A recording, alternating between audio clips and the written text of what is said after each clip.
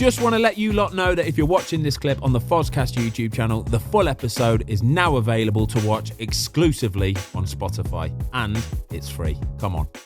Sol Campbell to Arsenal from Tottenham. Oh, wow. This one was wild. Wild. Because I saw a press conference today and they asked him, what are you doing? And he said, I'm staying.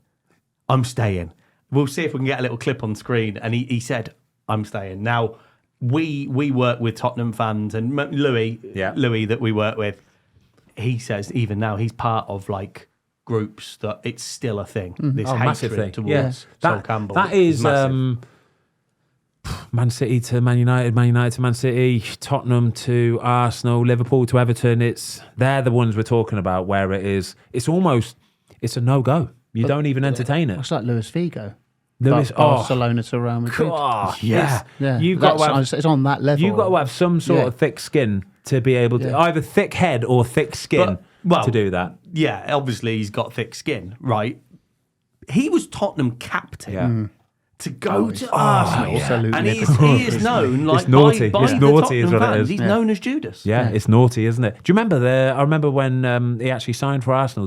They kind of like burnt an effigy of him, didn't they? They had a Sol Campbell kind of like scarecrow, basically set fire to it. Yeah. Unbelievable. Well, when he went back, I think I've said it on here before. Ray Parlour was saying they feared for their lives. There's without doubt, bricks going through the coach and proper.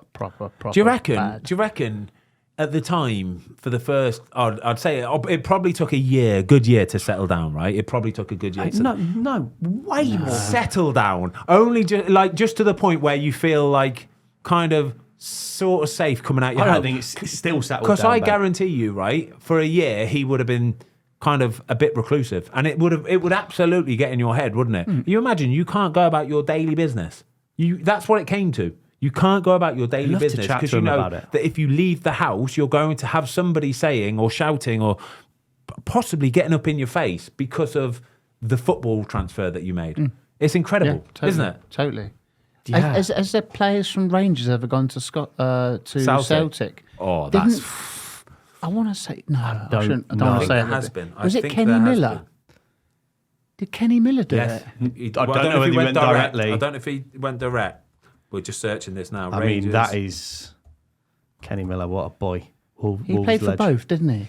He did.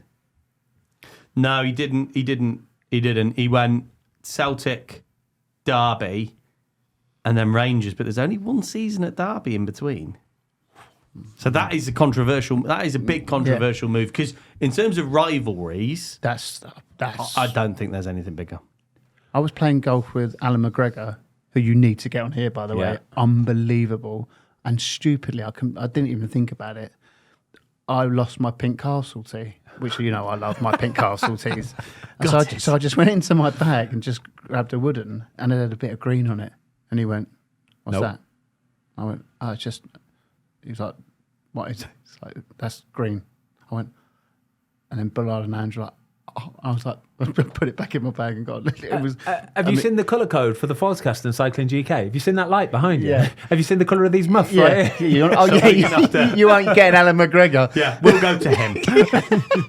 we'll go on location. We'll just get some plain black muffs for that one, all right? Yeah. If you're crossing Celtic to Rangers or Rangers to Celtic, that's...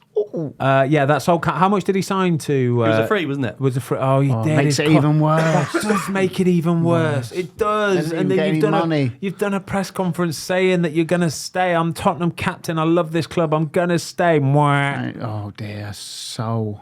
Oh wow. At some point, do you have to kind of like say, "I bought this on myself"? He's a big boy. And he'll know. He'll have known at the time, and he'll have his agents and advisors will have told him. But like you said, Ben, taking that year to settle down, it's still a thing. It's still a big thing. I remember it. I remember at the time, because I was a Tottenham fan as a kid, and I remember at the time he was mooted to be the first 100 grand a week player. I think, was Okay. what was getting floated around. Obviously, like Arsenal don't have to pay a transfer fee. They can put that transfer fee into wages instead. And apparently he was the first player to be on 100-odd grand a week. And at that time was like, wow, like Serious you player. can kind of understand it a bit, to be fair. Like maybe you might just have to bite the criticism for the rest of your life for the fact that you're getting paid 100 grand a week. Video. It was last year. He was on holiday and it looked like he was in Mykonos or somewhere, and it's completely unacceptable, obviously. And he's walking through a restaurant, and someone's just going, "Sol, you're an effing C-U-N-D." Imagine. And it's like a quiet-ish restaurant, and Sol Campbell's there going like, "What? Come on, Mate, I'm out for dinner. Like, come on, grow up. As football fans. But I think he probably gets that on a daily or I if not guarantee a he weekly does. Yeah, I bet he does. basis. Yeah. I think that's, if you walk past a Spurs fan in the street, he's getting it. Yeah, he will. It's as simple as that, isn't Yeah. it? Yeah. All right, next up, we're going to talk about the guy that won Man United the league, according to Ferguson. RVP, Arsenal to Man United. So I think he was on the last year. He was coming into the last year. Do you remember Arsenal had that spell of letting players get into their last year? Yeah. And I think he signed for about 25 mil. But at the time, it was 2012. They were quite close. It was neck weren't and they? neck still at that time, wasn't it? And that was like, it was a real kind of tip over into the Man United power at that time, wasn't it? RVP was incredible. Brilliant footballer. Wasn't he? He was Brilliant incredible. footballer. But talking about rivalries, like Sol Campbell will get hounded every day. Yeah. I don't think if No. RVP walks down the street, an Arsenal fan's going to go, "You scumbag." I think for Arsenal going to fans Man love him United." still. Yeah, I don't think there's that much hatred towards him for doing that. Luke, what do you reckon? Arsenal fans still love RVP? I'd say so too. Yeah. I'd say so too. He was a massive player for them. I thought he did incredible for Manchester United, and apparently when he got there, he really upped the level in training, in games. It was Alex Ferguson absolutely buzzed off him. All the lads used to watch him in training, just say this player's different level. Yeah. He is different gravy.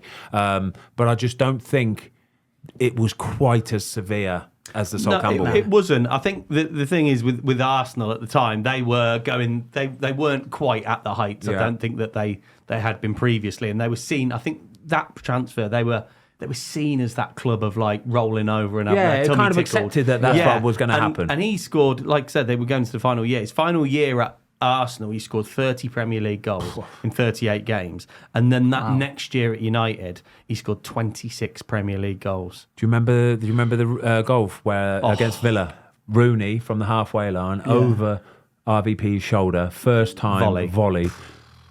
Was that Villa or was it Charlton? It was Villa. I want to say something. It was Brad Guzan. Oh, we scored a goal against Charlton for Arsenal. You remember the one, Scott Carson in goal? I always remember the goalkeepers. Scott Carson was in goal, right? Yeah. Volley, sort of like Paolo Di Canio sort of sort of thing. That's the one I remember. Oh, yeah, a rocket. That's Scott the one I Carson remember. dived, waved at it because he knew he had no chance of getting anywhere near, but you got to dive. He scored some. Do you know? I think he's a little bit like Olivier Giroud in the fact that he scored some really unique goals, elegant that goals. Header. Do you remember the header? Yeah, the diving header, Holland. Ridiculous. That was phenomenal. That is using your nous. That's clever player. That is. That's a player that you got to read that situation and in milliseconds. You change your body position, everything, and dive header it. Even the goalie must have been watching that, thinking, buzzing. He's going for his head. Oh, oh no. Never mind. Thanks everybody for watching. We hope you enjoyed this clip of the Fozcast. If you would like to watch the full episode, it is now available exclusively on Spotify for free.